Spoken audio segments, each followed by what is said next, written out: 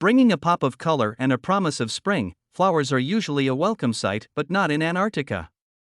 The freezing continent is home to just two species of flowering plants, Antarctic hairgrass and Antarctic pearlwort. Antarctica is looking less and less recognizable with each passing year. On land, scientists have found flowering plants, moss, and algae spreading like never before, and at sea, the extent of floating sea ice has hit record lows.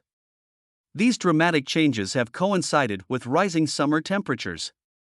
In 2022, researchers at the University of Washington, UW, recorded the largest heat wave to ever hit Antarctica.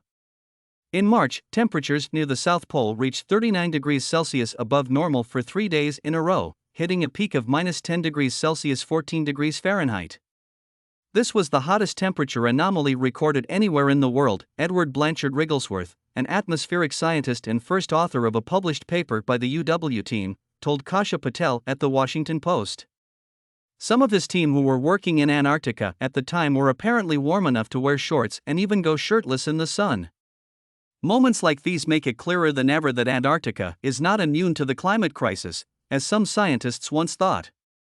To figure out how much of Antarctica's recent heat wave was attributed to climate change, the team from UW used a storyline approach.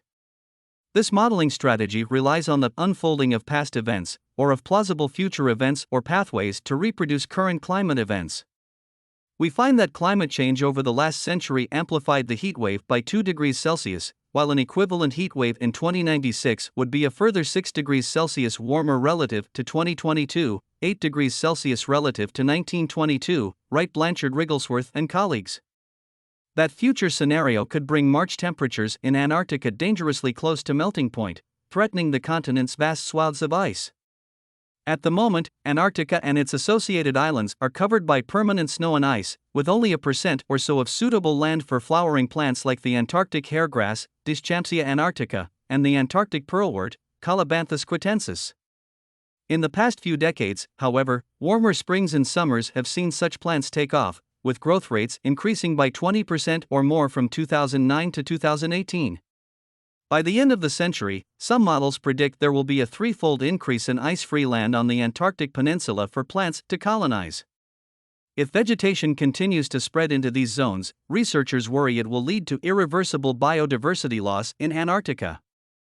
We know that there will be thousands of square kilometers of new ice-free area, and the warmer temperatures and extra available water will create new habitats ripe for colonization, which will benefit some species and not others, explained Jasmine Lee, a conservation biologist at the British Antarctic Survey, in 2022.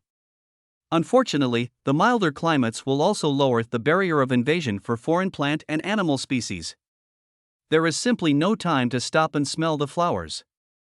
Scientists around the world are now working as fast as they can to understand Antarctica's past and present habitats so they can try to preserve them for the future.